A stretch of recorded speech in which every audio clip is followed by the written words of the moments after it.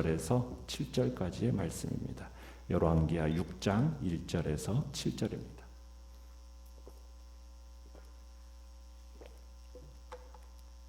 열왕기하 6장 1절에서 7절 우리 한 목소리로 같이 읽겠습니다. 시작. 선지자의 제자들이 엘리사에게 이르되 보소서 우리가 당신과 함께 거주하는 이곳이 우리에게는 좁으니 우리가 요단으로 가서 거기서 각각 한 제목을 가져다가 그곳에 우리가 거주할 초소를 세우사이다 하니 엘리사가 이르되 가라 하는지라. 그 하나가 이르되 청하건대 당신도 종들과 함께 하소서 하니 엘리사가 이르되 내가 가리라 하고 드디어 그들과 함께 가니라. 무리가 요단에 이르러 나무를 베더니 한 사람이 나무를 벨 때에 쇠 도끼가 물에 떨어진지라. 이에 외쳐 이르되 아 내 주여 이는 빌려온 것이니이다 하니 하나님의 사람이 이르되 어디 빠졌느냐 하매 그곳을 보이는지라. 엘리사가 나뭇가지를 베어 물에 던져 쇠도끼를 떠오르게 하고 이르되 너는 그것을 집으라 하니 그 사람이 손을 내밀어 그것을 집으니라. 아멘. 오늘 말씀의 제목은 같은 마음으로 함께 할 때라는 제목으로 말씀을 나눕니다. 우리는 나아만의 이야기에서 하나님은 선지자를 통해서 생명에 있는 사람을 주관하시는 분이라는 것을 보았습니다. 그러더니 오늘 본문에서는 생명이 없는 물건도 주관하시는 분이 하나님이시라는 것을 우리는 또한 보게 됩니다. 엘리사가 당시 목회를 준비하는 선지자의 제자들과 함께 거하고 있었을 때의 일이죠. 엘리사를 스승으로 모시고 훈련하는 이 선지자의 공동체가 날이 갈수록 커져가고 있었고 그로 인해서 함께 거하는 그 장소가 너무 좁아지게 됩니다. 선지자의 제자들은 함께 먹고 일하는 공동체를 형성하는 동시에 또 각기 가족들도 함께 살았던 겁니다. 일종의 선지자 마을을 형성하면서 살았던 거죠. 그러다 보니까 어느덧 살 공간이 부족할 정도로 큰 공동체를 이루게 된 겁니다. 내용관찰 문제 1번을 보시면 선지자의 제자들이 비좁은 생활 공간을 해결하기 위해 제안한 내용은 무엇입니까? 그들이 2절에 보면은 더 넓은 생활 공간이 필요하다라고 느껴서 선지자의 제자들이 요단강 근처에서 나무를 베어다가 건물을 짓기로 이렇게 합니다.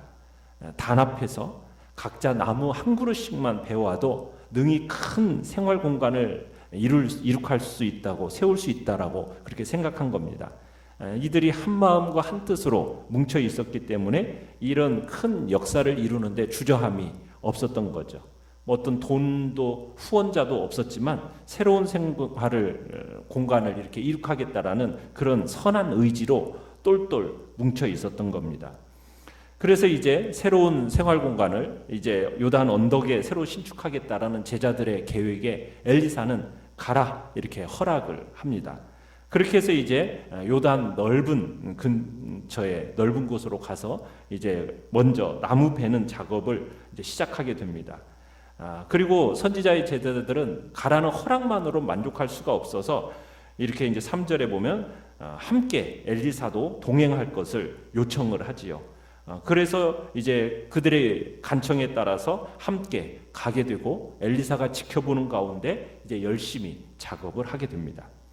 내용 관찰 문제 2번을 보시면 그들이 요단에서 건축용 목재를 구하는 동안 어떤 일이 발생합니까? 선지자의 한 제자가 나무를 베다가 그만 실수로 도끼가 요단 강물에 빠지고 맙니다. 그 순간 이 선지자의 제자가 비통한 울음 섞인 비명을 지르죠. 5절에 보면 아, 내 주여 이는 빌려온 것이니이다. 이 시대는 청동기 시대에서 철기 시대로 이렇게 지나가는 그런 시기였기 때문에 철이 많이 생산되지 않았습니다. 그래서 이 쇠도끼가 매우 비쌌고 귀중품이었습니다. 상대적으로 철이 귀하다 보니까 그 당시에는 주로 전쟁 무기를 생산하는 데만 주로 철이 사용이 되었던 거예요. 그런데 문제가 더 복잡해진 게 뭡니까? 이 도끼가 어떤 거라고요? 빌려온 거예요. 빌려온 것. 자, 여기서 빌려온 것이라는 이 단어는 구걸하다라는 단어에서 유래된 말입니다. 그러니까 선지자의 제자가 이웃에게 이 도끼를 어떻게 가져왔다라는 거예요. 애걸복걸하면서 간신히 빌려온 거란 얘기입니다. 그런데 그렇게 빌려온 도끼가 나무를 베는 작업을 하는 도중에 그만 자루에서 빠져나가더니 물에 빠지고 만 거예요. 얼마나 심각한 불상사입니까? 도끼날을 빠뜨린 이 선지자의 제자의 마음이 얼마나 착잡했겠어요. 그 도끼를 물어줄 돈이나 있었겠습니까? 돈도 없었죠. 이웃에게 질책당하는 것은 물론이거니와 돈도 없으니 이제는 그 몸으로라도 그 빚을 갚아야 할 위기에 처해진 겁니다. 이 문제는 도끼를 빠뜨린 영향이 그냥 그 당사자인 선지자의 제자 한 사람에게만 미치는 게 또 아니었습니다. 엘리사가 운영하는 이 모든 선지자 학교들의 그 제자들의 영예도 실추시키는 그런 결과가 올 수 있는 일이었다는 얘기입니다. 선지자 학교의 이미지가 얼마나 또 손상되겠습니까? 또 우상을 섬기는 자들에게 이런 일들이 선지자 학교에서 일어났다고 하면 얼마나 비웃음거리가 되겠습니까? 참 절박해진 이 선지자의 제자가 엘리사에게 도와달라고 소리를 지릅니다. 그런데 엘리사는 전혀 당황하지 않습니다. 어디 빠졌느냐 하고 물어보더니 뭘 던집니까? 나뭇가지를 하나 베어서 물 위에 던집니다. 그랬더니 모든 사람이 눈이 튀어나올 광경이 펼쳐졌죠.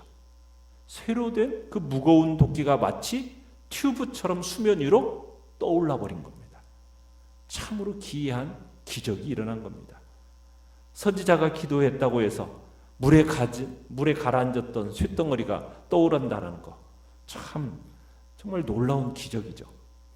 연구와 묵상 문제 3번을 보시면 엘리사가 물에 빠진 쇠도끼를 떠오르게 한 기적은 어떤 의미가 있습니까? 여러분, 어떻게 해서 이런 일이 가능했을까? 오늘 본문에서 보면 6절에 이렇게 얘기를 하죠. 하나님의 사람이 이르되, 이렇게 한 말에 답이 있습니다. 엘리사가 이르되라고 하지 않고 하나님의 사람이 이르되라고 한 거예요. 엘리사의 하나님이 하신 일이었다라는 거죠. 엘리사가 한 게 아니라. 엘리사는 다만 하나님의 충실한 사람이었을 뿐이란 얘기입니다. 그러니까 하나님의 사람은 그 문제 앞에서 절망하지 않았습니다. 왜요? 문제보다 크신 하나님, 그 하나님을 확실하게 믿고 있었기 때문입니다. 하나님은 살아있는 생명체인 나만에서 이제는 생명도 없는 도끼까지 지배하시는 분이라는 것을 이제 보여주고 있는 겁니다. 세상의 모든 것이 하나님의 주권 아래 있다라는 것을 보여주고 있는 거죠. 하나님은 아주 크신 분입니다. 그러면서도 때로는 아주 작아지실 수도 있습니다.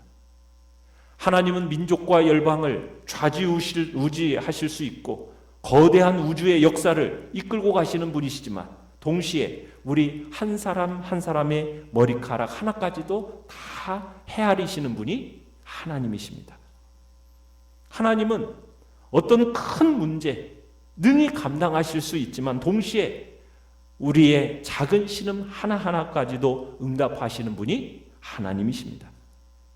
우리가 보기에 태산같이 큰 문제, 하나님은 쉽고 간단하게 해결해 버리실 수 있는 분입니다. 또한 감히 하나님 앞에 가지고 가기에 너무나도 작아 보이는 문제까지도 하나님은 관심을 가지고 계시고 섬세하게 응답하시는 분이라는 것, 그 하나님에 대한 믿음이 우리 안에 있어야 되는 겁니다.